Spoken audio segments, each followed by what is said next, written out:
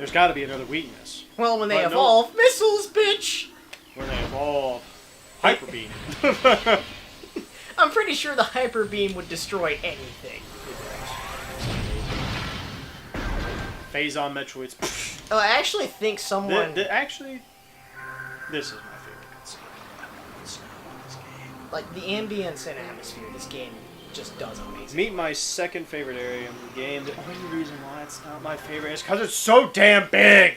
I like this. I just love like the snow that's constantly falling too, because kind of like how where it was always raining in the jungle area, it makes sense that here it's always snowing. Well, see, the thing is, like, you know, my dad really helped me a lot with Metroid because I just couldn't get through it. A lot of things confused me. I am saving. Fuck this. Why can't Metroid crawl? I'm fucking you. It's a Metroid Let's Play, Jordan. We had to say it at some point. Oh, well, let's see. We have to make You're out of it. Well, we have to make a not authorized joke at some point as well. You're out. You're out. I've been kicked out of the channel. You're not authorized to make that decision. There we go! I walked right into that one. Shit. Yeah. You know what? That's another thing I realized that, even though I haven't... Okay, I have bashed Mother... I almost called it Mother M. Other M like everyone else. M. But let's be honest, I'll be honest, I haven't really played Mother M. I've seen a shit ton of stuff about it, and one thing that immediately rubbed me the wrong way was how they kind of bastardized Samus's origin. Like, because they said, like, this one Galactic Federation douchebag was her father figure, and they don't even mention the Chozo at any point. It's just, okay, so we know Ridley killed her parents, and then suddenly Galactic Federation. What the fuck? And, like, they don't even bring mention to the Chozo at all in that game, if I recall. They don't. Which is really weird. Which made me cringe. Well, I just find that so odd. Hello! Hi. Gee, I wonder if the fuck you button is on your back. I'll tell you what, these things are actually deadly. Look at it. It's only hit me twice and look how much energy I've lost. Yeah. That signifies how hard it is. Well, that is the thing about hard mode in general. Sometimes they either give certain enemies more attacks, place them more frequently, or just give them more health plus more attack. More health and more attack. Which honestly, I feel like is a hard mode in a nutshell. Like they just have more health and then they hit harder. But with Metroid, I feel like it's the right thing to do because you know, a lot of them, you know, a lot of creatures already have a diverse number of attacks and strategies, so it's not really all too bad. It's just... Like some games when you have a hard mode, to kind of justify difficulty, they have to add some things for the sake of challenge. But I feel like Metroid games in general already have enough of a challenge to where a hard mode just making things, you know, a bit harder to kill. It's not really honestly, big of a deal. Yeah, I mean, it's just basically... That feels like a natural scale of difficulty. These things are just a bit more hard than they used to be. And I mean, given how, you know, barren and desolate not barren and desolate, how unforgiving a lot of environments are. Metroids are the ones that deal with a lot of fucking... Yeah, well, that and Metroids are also, like, super adaptable. Unless it's cold. They eventually adapt to cold. Okay, well, here's the fucking weird thing. Going back to Other M again. For some reason, they freeze a Metroid, and then, you know, they're like, oh no, the Metroids here might have an immunity to the ice. And it's like, well, let's see, this Metroid just came from there. It's not immune to ice. You killed it with ice. You're full of shit. And, you know, Samus freaks out when she sees a Metroid, and I'm just like, Samus! Well, okay, another problem I have with Other M is it completely fucking forgets about the games that came before it. Like, post-traumatic stress with Ridley. Now, there was... The thing is, she has killed Ridley at this time. At that point in Other M, she'd already murdered Ridley multiple times. Well, I don't want to say murdered, more like, believed she killed, and then Ridley came back and he's like, oh, hey, this asshole is not dead. I've kind of come to accept this. Now, in her asshole will never die. Yeah. I'm going to tell you, this is one of the hardest creatures to scan in this entire game because they only appear... In that cliff? In that cliff, and for a very limited time. Really? So... They're not always there? No. Limited creatures, I will give hints at. That is interesting. I mean, it kind of makes sense given that it's a living ecosystem. They're not going to stick around. While I'm on the limited creature section, the red boss that you encounter in the high mecha and the green boss that you encounter in the incinerator drone are one-time only scans. please, if you want to do it, scan them. I mean, already this game kind of establishes enough of that, so you know, you really don't have to say, "Oh, I gotta scan everything." You're naturally gonna do it. All right, I'm really loving the environment here. You know, oh, Chozo lore. I would love if you know what someone needs to make a mod where like every bit of Chozo lore ends with the words "because why the fuck not." I'll actually, you know, and at the end of the game, maybe you know, we will do like a voiceover, since, you know, my microphones and stuff do have effects interfaces where we can change our voices and stuff. Because why the fuck not? You know, like give us maybe deeper voices a little bit, and, I would you know, love... and read Chozo lore. Let's just read Chozo lore and just, you know what, that'll be an extra part. We read Chozo lore and finish off every single log with because why the fuck not? Simply because, you know what?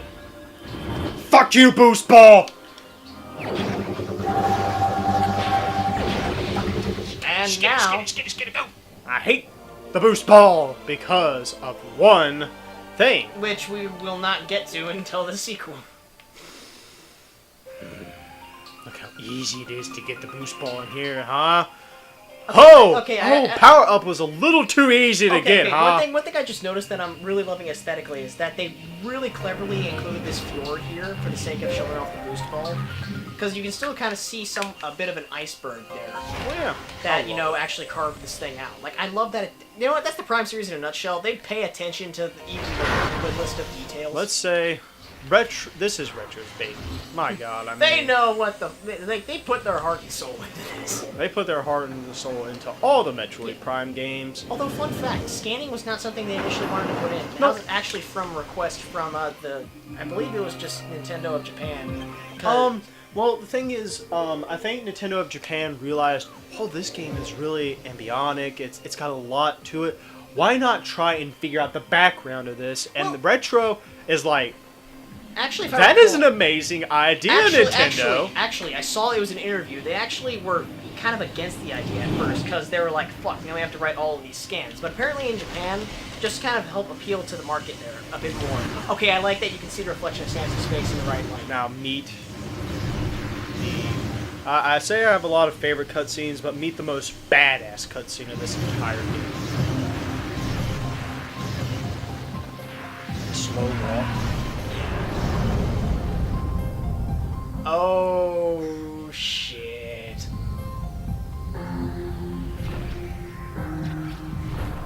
Damn. Like, it's just so... I'm coming for you. No, it's almost just peaceful. Yeah. Like, he's not in a rush to go anywhere. He's just being Ridley. Yeah. He's not doing anything. You know, there is no Metroid to steal. The thing is, I think there's a point of this game about Ridley is that he's not so much in charge of the space pirates. He's a very high-ranking. He's a very high, but he eventually becomes commander. Yeah, commander/leader figure at certain times. But, well, I mean, he was in the beginning, but the thing is, in Prime, I think it's because of his meta phase that it's kind of different. Because he's weakened. Yeah, he's weakened. He's more of, I'm trying to recover to get back to the status I once was. Because Meta Ridley was, as we saw on the space station, he was hooked into some, like, life support shit. Oh, yeah. But then there's the self-destruct sequence, and it's like, well, I could die here, or I could just stick with this and get going. Well, the thing is, you know, Meta Ridley, I don't think it was finished.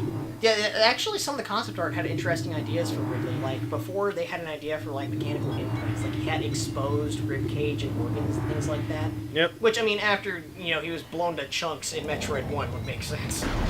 But going back I like the meta. I like the meta because it adds another sense of threat. Well, yeah. You know, his power is increased, but he is still a natural killing machine. Yeah, he's... Fuck this. Do you have to do this?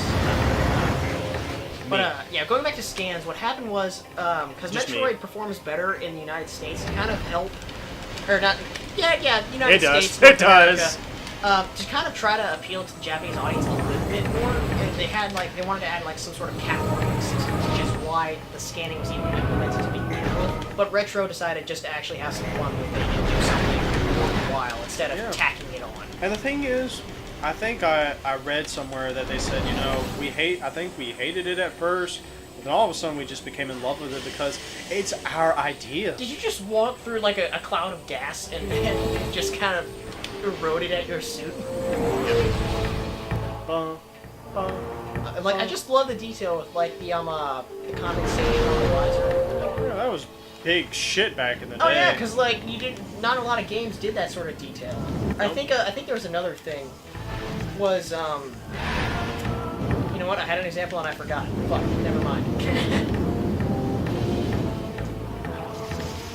So I'm assuming the morph ball pathway down there is just a quicker route to that.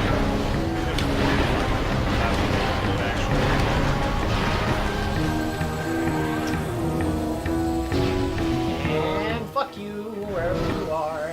We're actually going to go back to the town. So yeah, we're gonna end this Let's Play with me getting to the Space Pirate facility, and then I'm up for more. Gotcha. Or you mean end this session? The Let's Play is not over yet. Oh no! By all means, I am finishing this game because I'm if we need to pull a goddamn all-nighter for me to be happy, I'm doing it. Okay, I need some closure after going to the shit I went through in Zelda 1! I need some happiness over here. Cole had his moment of triumph. It's time for mine. Yep. Still really proud of you for being here, by the way. And guess what? He did not glitch out at the final part. Okay, I was about to say, cause we looked at the very like last moments, and we noticed that there were some like audio and video hiccups. So we were like, oh, please tell me it didn't fuck up. It didn't. Because actually we have on Cole's iPhone the part where my capturing device, which is an Elgato HD60, decided to be possessed. Glitched out. Apparently for some reason, if I don't hook up my Elgato, and I don't know if this is about all Elgatos, but for some reason mine's really sensitive. It doesn't really record very well if I don't put an HDMI into the TV. Like, it would rarely show up on my computer for some reason, and it's not supposed to do that. It's supposed to show up no matter what, but for some reason it didn't. So when our and we'll upload this video to YouTube just so people can see. It started glitching out, and we're just like, what's going on? We don't know. And Cole is just like over here, like in his mind, just racking his brain, thinking, oh. I just beat Mega Man 10 on hard mode, and the universe doesn't want people to know that. But no, we have evidence I did. We have physical evidence. And that was me. Yeah, and that was the very first time I ever accomplished that feat. So yay! You know, very important. And we're actually going to be doing that with me as well. When we get to Metroid Prime 2, as I stated in the beginning, I've only beaten Metroid Prime 2 once. And it was this year. Interesting. I've played it multiple times, but with my frustration, I don't deem it a bad game by any means. I just didn't get into it as much as this one. Which is interesting, because I've heard some people are absolutely in love with that game, find it not perfect, but making better choices than this game. And it makes better choices. Oh yeah, it makes a lot better choices in this game with some things. And I hear they handle backtracking. There's a lot of backtracking, but I hear they handle it somewhat interestingly, so it's not as mind-numbing. It does. Well, the thing is I love Metroid Prime 2. Do not get me wrong. It's just, it's a long game. Like, it's a really long game. It's about a 10-hour game. 100% for me, anyway. Pretty beefy game. Yeah. Well, the thing is, it's just because I don't. But for the very first time, and because Cole kind of convinced me to do it since he was doing the Mega Man 10 on hard mode for the first time. Little to no practice, really, and finally overcoming it and doing it. I said, you know what, Cole? I'll treat you to something special. I'm going to beat Metroid Prime 2 Echoes on hard mode 100% when we get there. during Christmas break when you come back from college, Yeah. and when I'm done with my college, because guess what, my computer classes keep is big. Hello, how you doing today, boy? I'm just gonna ignore you. 'Cause I got shit. Well, the Chozo really love to put missile expansions I hope you everywhere. know. And the hieroglyphs right there is just repeatedly saying, because why the fuck not? Wow! Huh. It's actually Still trying to chase you. It's actually trying to... That is awesome. Huh. I'll admit, that's... I mean, I feel like that's kind of just a basic enemy AI thing, but I mean, usually in some games when you get an area like that, it tries to ignore actually, you. the beetle, like the regular beetles, Yeah. can actually fit through that hole. Gotcha. Which So- scared the shit out of me when I first discovered that missile expansion, because they started crying, oh my god! Well, I was saying, like, some games, like, when you do get a, like, say, in that situation, enemies will just be kind of, like, not worth my time, but I do like that little detail that, you know, it's still just naturally aggressive and you're in its territory, so it is still targeted. So there is kind of justifiable that I mean, it's most still of the trying to times chase I kill the enemies because I want to get them out of my way. Yeah. Well, a lot of times in games, if, like, the enemies will drop health or missiles, I usually just go out of my way to kill them anyways, in case they drop something. Coal. Same elevator?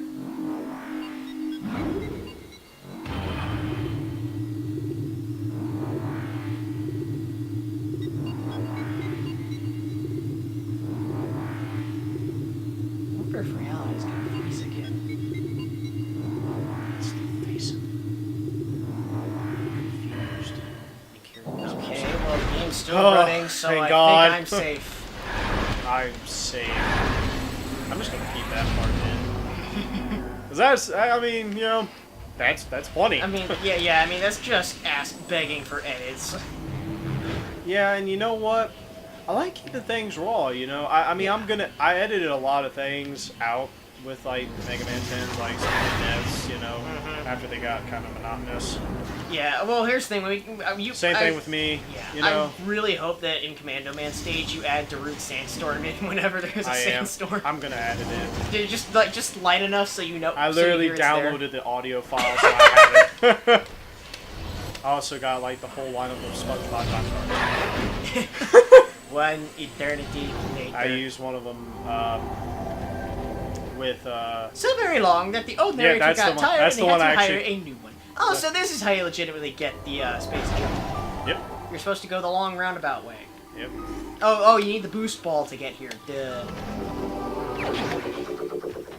Which I don't mind it acting like the way that it does in this game. I mean, if it was an infinite jump, you'd be breaking this game. A double jump honestly kind of makes sense. If it's this game.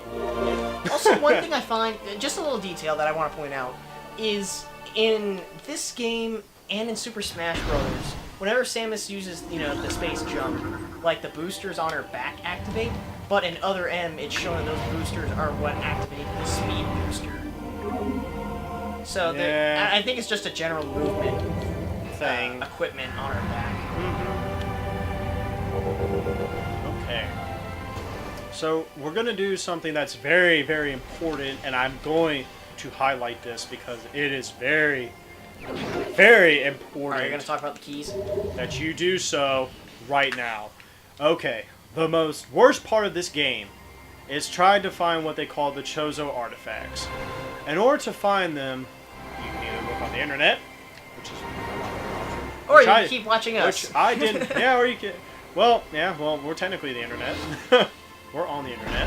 Wait, I am the internet? Yeah, I am the internet. But you can't open the internet. I know. Fuck you, I'm the internet. I've tried. So,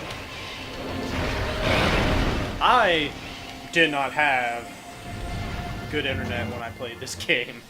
So I found them all without it, but it's incredibly cryptic. Meet the impact crater.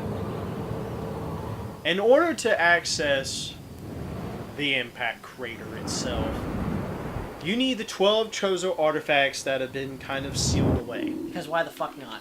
No, because of a very important reason that people will find out later in the game. Incoming scan data. You're fucked. Fuck you. Predator activity analyzed. There are space Now we pirates. gotta go back to backtracking. Yay! I love the names of these areas too, like the Chapel of the Elders. Yeah, like there's an actual effort in naming these places. every area is named.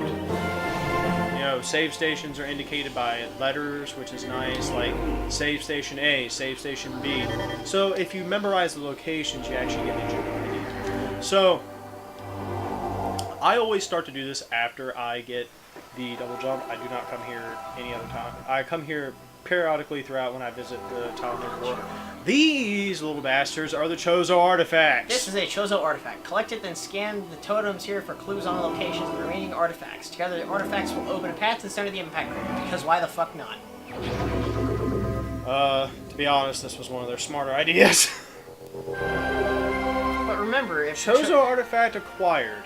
But remember, if the Chozo The artifact of truth, the first of 12, collect it and then scan, and basically it says the same thing.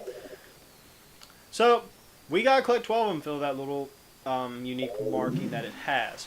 So, when you collect the first one, it opens up a majority of them, but not all of them, because it's an energy-based thing. Okay, I'm loving that camera angle there. The concept art for this the artifact of area is Chozo has been beautiful. acquired.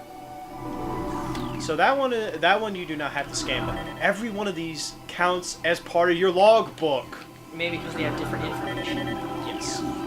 So when you see me frantically scanning these, I'm making sure I have this, because if you collect that artifact, this scan data is gone. You cannot bring it back. I mean, you know what? Now, after hearing that and remembering, you know, how the team originally handled scans, I can kind of see why it's not as thought out in terms of completion, completionist sense, maybe. Well, the thing is, I don't really mind it because you come back here. I mean, I don't mind it. I'm just trying to think of maybe why it's a little annoying. At the view. Let's just look at it. Look at the detail.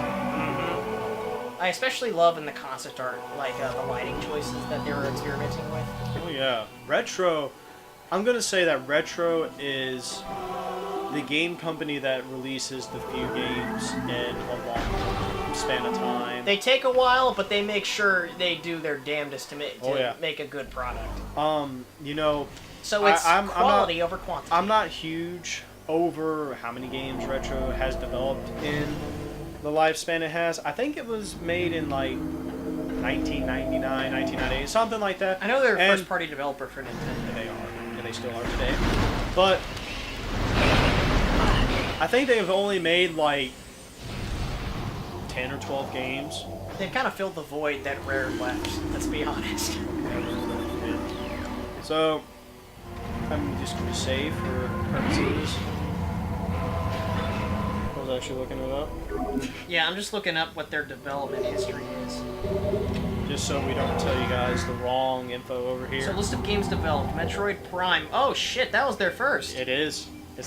This is the first game they made. And they did a damn fine job. Then they co-produced Well, technically Prime 1, 2, 3, Hunters, and 3, and Trilogy. Okay, technically they've co-produced everything they've worked on, but they've had a majority of work contributed to these projects. So for the sake of, just know that Wikipedia has them all listed as co-produced. Basically, they've developed Metroid Prime, Metroid Prime 2 Echoes, Metroid Prime Hunters, Metroid Prime 3 Corruption, Metroid Prime Trilogy, Donkey Kong Country Returns, Mario Kart 7, Donkey Kong Country Returns 3D, Donkey Kong Country Tropical Freeze, and unannounced project title. I wonder what that might be. It's hinted at Metroid